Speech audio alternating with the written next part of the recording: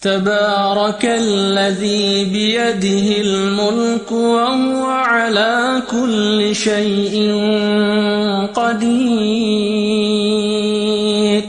Kemudian juga banyak Allah sebutkan dalam surah At-Taubah, surah Yunus, surah Hud, Yusuf, Ar-Ra'd. Banyak surah-surah ini menjelaskan tentang masalah hari kiamat. Nanti akan kita lebih fokus membaca beberapa ayat insyaAllah dalam surah Al-Hajj untuk membuktikan bagaimana Allah memastikan kiamat itu memang benar-benar akan terjadi. Namun ada surah-surah yang jelas Allah pakai namanya sebagai hari kiamat. Contoh misalnya Allah subhanahu wa ta'ala sebutkan di dalam surah Al-Qiyamah. Ya. Allah subhanahu wa ta'ala menamakan memang surah Al-Qiyamah. Dan itu Bapak Ibu bisa baca dalam Al-Quran. Ya. Tepatnya surah Al-Qiyamah itu berada di surah nomor 75. Allah SWT sebutkan memang surah Al-Qiyamah. Begitu juga Allah Subhanahu wa Ta'ala menyebutkan surah At-Takwir, ya, surah nomor 81. Masalah langit akan digulung nanti pada hari kiamat. Ya. Kemudian bagaimana surah juga dijelaskan dalam surah Al-Ghashiyah, surah nomor 88. Al-Ghashiyah artinya hari pembalasan. Bagaimana juga Allah subhanahu wa ta'ala sebutkan dalam surah Al-Zalzalah, surah nomor 99, tentang guncangan yang sangat besar yang akan terjadi nanti pada hari kiamat nanti. Kemudian juga Allah sebutkan di surah nomor 101, surah Al-Qari'ah, tentang hari kebangkitan, hari kiamat.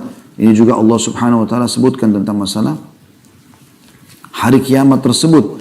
Jadi ada memang surah-surah yang Allah subhanahu wa ta'ala sebutkan tentang kepastian kiamat itu akan terjadi. Tapi saya akan coba fokus teman-teman, saya berharap teman-teman bisa membuka ya, aplikasi Al-Qur'annya. Kita akan coba baca surah Al-Hajj. Karena dalam surah ini, ya, di ayat-ayat pertamanya, bagaimana Allah subhanahu wa ta'ala memastikan kalau kiamat itu akan terjadi. Ya. Kita akan coba insya Allah baca dan buka teman-teman sekalian surah Al-Hajj. Saya akan bacakan, teman-teman bisa baca atau bisa ikutin paling tidak. Kita lihat bagaimana Allah subhanahu wa ta'ala menggambarkan tentang hari kiamat itu. A'udzu billahi minasyaitonir rajim. Ini surahnya, surah nomor 22, ada 78 ayat, tapi saya akan baca sekitar 8 atau 9 ayat pertama saja yang berhubungan dengan kiamat ini secara langsung. Ayat pertamanya Allah subhanahu wa ta'ala langsung mengingatkan dengan sangat tegas.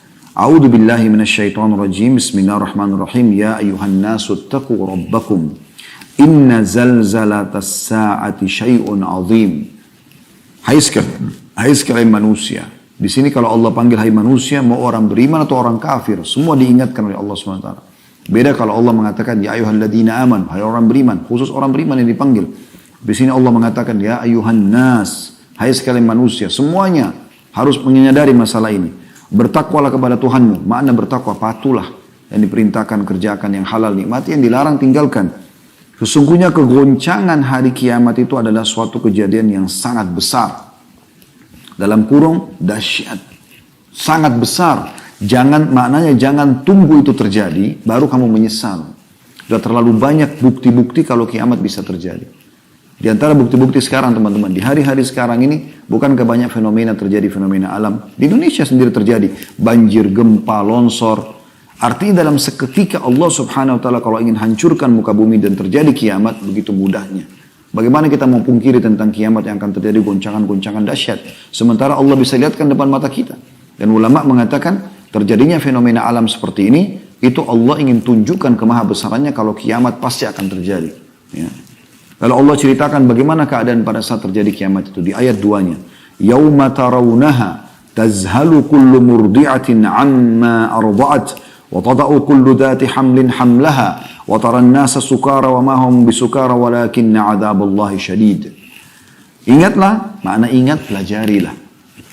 Pada hari ketika kamu melihat kegoncangan itu. Jadi pelajari sebelum kamu hadapi nanti, karena itu berat. Pelajari dengan cara seperti ini, contoh kita pelajari misalnya. Lalainya semua manusia yang menyusui anaknya dari anak yang disusuinya. Pada hari itu nanti, kalau ada perempuan menyusui, dia akan lempar anaknya. Dia tidak mau lagi memegang anaknya, saking dahsyatnya keadaan pada saat itu. Dan kita tahu, mungkin ibu-ibu lebih tahu daripada kami tentunya, dan bagaimana kalau sedang menyusui anak dan anak lagi lapar. Mungkin walaupun akan diserang oleh musuh, ibu itu tidak akan mencabut anaknya. karena sayangnya luar biasa. Tapi di hari kiamat dia akan lepaskan ya anak susuannya tersebut. Dan gugurlah kandungan segala wanita yang hamil. Kalau ada yang hamil tiba-tiba keguguran karena dahsyatnya pada saat itu. Dan kamu lihat manusia dalam keadaan mabuk, padahal sebenarnya mereka tidak mabuk. Akan tetapi semua itu sebabnya adalah azab Allah sangat keras. Depan mata mereka neraka dengan gemuruh suaranya yang sangat besar. Dan juga ya, mereka melihat bagaimana manusia dibangkitkan seluruhnya tanpa terkecuali. Dari awal Nabi Adam AS sampai manusia terakhir, bahkan jin, hewan-hewan semuanya akan dibangkitkan oleh Allah subhanahu wa ta'ala. Ayat 3-nya kata Allah, wa minan nasi man yujadilu fillahi bighairi ilmi wa yattabi kulla syaitanin marid. Dia sayangnya di antara manusia ada orang-orang yang membantah tentang Allah tanpa ilmu pengetahuan. Gak ada kiamat itu. Apa itu surga neraka? Membantah tanpa ilmu dan mengikuti setiap syaitan yang jahat yang membuat dia supaya mungkiri masalah kiamat itu. Ayat 4-nya, kutiba alaihi annahu man tawallahu fa annahu yudilluhu wa yahdihi ila adzabis sa'ir. Dan telah ditetapkan terhadap syaitan tersebut yang membisikkan manusia agar jauh dari syariat Allah, agar lalai dengan akhirat. Bahwasanya ditetapkan syaitan itu, barang siapa yang berkawan dengan dia, mendengarkan bisikannya, maka dia akan menyesatkannya dan membawanya ke azab neraka. Lalu Allah terangkan dalam ayat yang panjang, ayat 5-nya, tentang masalah kepastian kiamat terjadi. Ya ayyuhan nasu in kuntum fi raibin minal ba'thi fa inna khalaqnakum min turabin thumma min nutfatin thumma min alaqah thumma min alaqatin thumma min mudghatin mukhallaqatin wa ghairi mukhallaqatin linubayyina lakum wa nukhirru fil arhami ma nasha'u ila ajalin musamman thumma nukhrijukum tifla ثم نخرجكم طفلا ثم لتبلغوا أشدكم ومنكم من يتوفى ومنكم من يرد إلى أرذل العمر لكي لا يعلم من بعد علم شيئا وترى الأرض هامدة فإذا أنزلنا عليها الماء اهتزت وربت وأنبتت من كل زوج بهيج. Artinya, hai manusia, jika kamu dalam keraguan tentang kebangkitan dari kubur, ada hari kiamat, maka ketahui ya, tentu kiamat punya banyak nama. Hari kiamat, ya, hari pembangkitan, Yaumuddin, Malik Yaumuddin, hari pembalasan, Yaumul Ba'ats, ya, hari dibangkitkan, dikeluarkan dari kuburan, banyak nama-namanya. Maka ketahuilah, sesungguhnya kami telah, kalau kamu ragu, maka kami akan ajak kamu berbicara, hai Musa, dengan akal kemanusiaanmu. Kami telah menciptakan kamu, menjadikan kamu dari tanah, Nabi Adam alaihissalam. Kemudian dari setetes mani, setelah itu generasinya mulai berkembang dengan setetes sperma dituangkan ke rahim seorang wanita. Kemudian dari segumpal darah, kalau ketemu telur sama sperma akan menjadi segumpal darah. Semua ilmu medis sudah mempelajari masalah itu. Dan sekarang dengan teknologi canggih bisa kita tonton semua itu secara ilmiah. Kemudian dari segumpal daging, darah berubah jadi daging. Yang sempurna kejadian dan yang tidak sempurna. Agar kami jelaskan kepada kamu dan kami tetapkan dalam rahim. Siapa yang akan hidup, siapa yang akan gugur. Apa yang kami kehendaki sampai waktu yang telah ditentukan. Kami tentukan jenis kelaminnya, kapan dia keluar, lahir umur 7 bulan kah di perut ibunya, 8 bulan kah, 9 bulan kah, laki-laki atau perempuan, jenis kelaminnya, kemudian rambutnya, kulitnya, segala macam. Kemudian kami keluarkan kamu sebagai bayi. Kemudian dengan beransur-ansur kamu sampailah kepada kedewasaan. Dan di antara kamu ada yang diwafatkan dan ada pula yang di antara kamu yang dipanjangkan umurnya sampai pikun. Supaya dia tidak mengetahui lagi sesuatu pun yang dahulu telah diketahuinya. Jadi Allah ceritakan, kalau kau ragu dengan kebangkitan setelah kau mati nanti, bagaimana dulu kami ciptakan kamu sendiri, begitu juga kami akan bangkitkan kamu. Ini prosesmu untuk kamu diciptakan itu. Dan pada saat itu kamu akan lihat bumi kering. Kemudian apabila telah, dan ini contohnya Allah mengatakan, dan kamu lihat bumi itu kering, tandus. Kemudian apabila telah kami turunkan air hujan di atasnya, hiduplah bumi itu dan suburlah dan menumbuhlah berbagai macam tumbuh-tumbuhan yang indah. Artinya, begitulah kami bangkitkan kalian. Tadinya orang sudah mati, masuk ke tanah, kering, jadi tulang belulang. Bagaimana tanah tandus pun kami turunkan hujan lalu kemudian jadi subur, tumbuh-tumbuhan, begitu juga kami akan bangkitkan kalian. Ayat 6-nya. Dzalika bi anna Allah huwal haqq wa annahu yuhyil mauta wa annahu ala kulli syai'in qadir. Yang demikian itu karena sungguhnya Allah dialah yang hak dan sungguhnya dialah yang menghidupkan segala yang mati dan sungguhnya Allah Maha Kuasa atas segala sesuatu. Sehebat apapun kita teman-teman, kita akan kembali kepada Allah Subhanahu wa taala. Hebat dari sisi ibadah, dekatkan diri kepada Allah, atau memang hebat dalam kemaksiatannya, semua akan kembali kepada Allah Subhanahu wa taala. Dalam ayat yang dikatakan wa ilaihi turja'un, kepadanya kalian akan dikembalikan. Di ayat 7-nya, wa anna as-sa'ata atiyatun la raiba fiha wa anna Allah yab'atsu man fil qubur. Dan sungguhnya benar-benar hari kiamat itu pasti datang.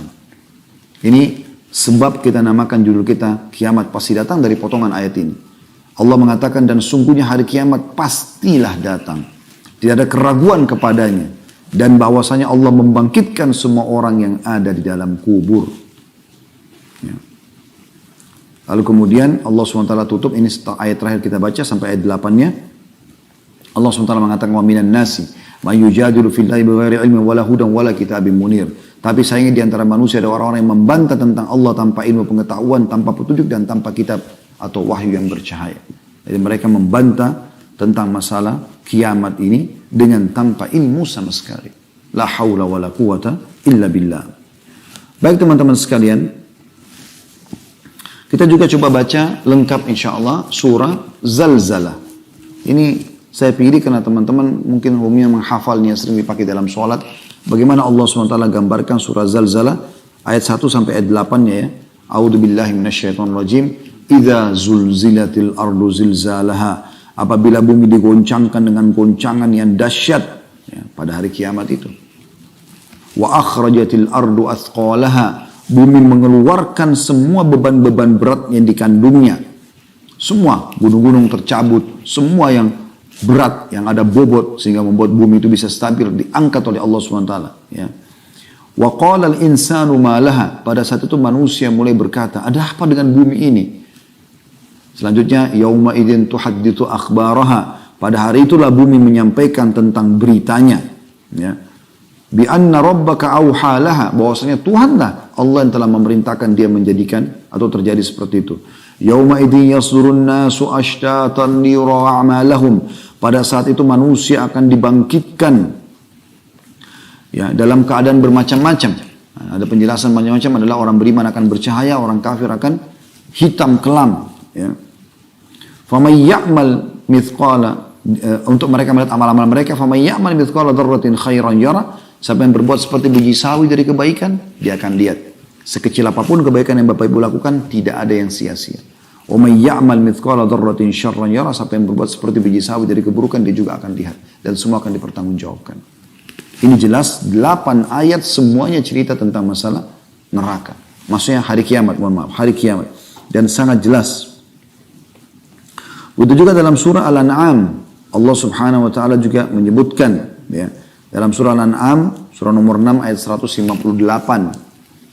Allah Subhanahu wa taala berfirman, Al-An'am surah nomor 6 ayat 158. A'udzu billahi minasyaitonir rajim. Hal yanzuruna illa an ta'tiyahumul malaikatu aw ya'tiya rabbuk aw ya'tiya rabbuka aw ya'tiya ba'du ayati rabbik yauma ya'ti ba'du ayati rabbika la yanfa'u nafsan imanuha lam takun amanat min qablu aw kasabat fi imaniha khaira. Al-ayat. Apa yang mereka tunggu-tunggu? Orang-orang yang masih tidak mau taubat, tidak mau kembali kepada Allah, tidak mau beriman kepada Allah. Apa yang mereka tunggu-tunggu, kata Allah. Tidak lain hanyalah kedatangan malaikat ya, kepada mereka untuk mencabut nyawa mereka. Menunggu kematian. Setelah lihat malaikat maut baru mereka mau sadar. Gitu ya. Atau kedatangan Rob, ya, atau Rob kalian. Maksudnya di sini adalah bertemu dengan Allah Subhanahu wa taala pada hari kiamat. Allah akan hisab mereka. Atau kedatangan sebagian tanda-tanda Robmu. Tanda-tanda kiamat, nanti akan kita jelaskan insyaAllah, karena kiamat tidak akan terjadi sampai tanda-tandanya terlihat semua. Pada hari datangnya, sebagian tanda-tanda Rabbmu itu, tidaklah bermanfaat lagi iman seseorang bagi dirinya sendiri yang belum beriman sebelum itu. Dan atau dia belum mengusahakan ya kebaikan dalam masa imannya tadi. Jadi kalau sudah datang hari kiamat, datang kematian, nggak ada lagi manfaatnya tentu. Ya. Kemudian teman-teman sekalian, kita juga bisa melihat di dalam ya, surah Maryam. Surah nomor 19. Ayat 68 sampai 72. Ini ayat Al-Quran terakhir yang kita baca di pembukaan ceramah kita ini. InsyaAllah kita akan kuatkan dia dengan hadis-hadis Nabi SAW dan tanda-tanda kiamat ya. Surah Maryam silakan buka surah nomor 19 ayat 68 sampai 72. Yang bunyinya A'udzu billahi minasyaitonir rajim.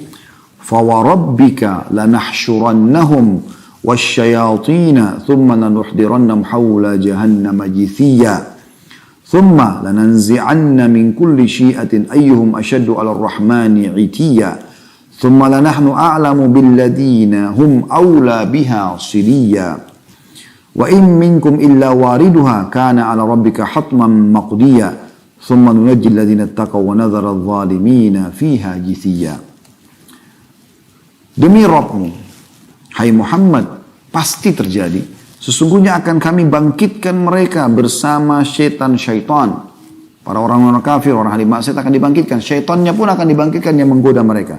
Kemudian kami akan datangkan mereka di sekeliling jahanam, neraka, bersama-sama dalam keadaan berlutut, ya, terhina mereka.